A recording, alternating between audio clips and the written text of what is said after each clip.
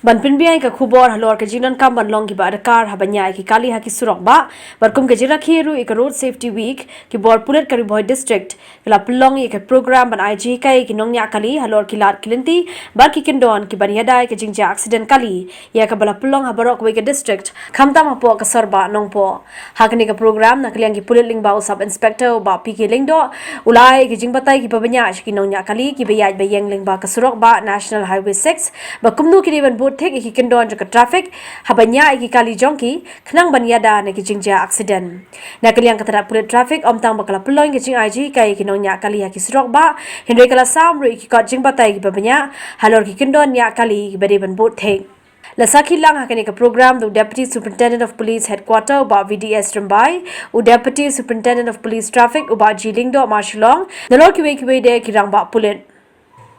This program by you organize the road safety awareness week. Along with spread a message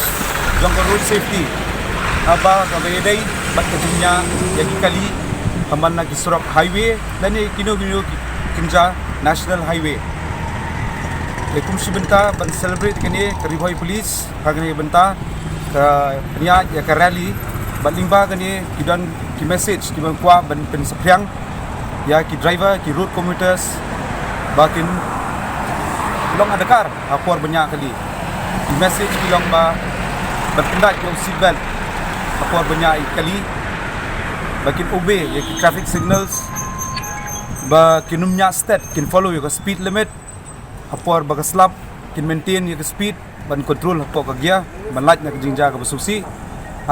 ba kat kum jingjia badan hapoh Ri Bhoi bangilai syang ni ba bunsin ki aksiden kija hapoh ki baslap te lingba kani program ni kwa ban spread ka message ba habanya kali bilang ba Adkar but can follow the speed limits hapoh ki junctions ki point ki turning they can follow the speed limits te kumbagi tips sebentar kani ka road safety week ki celebrate habaroh kawei India berkumju ban spread ya ka awareness damata ka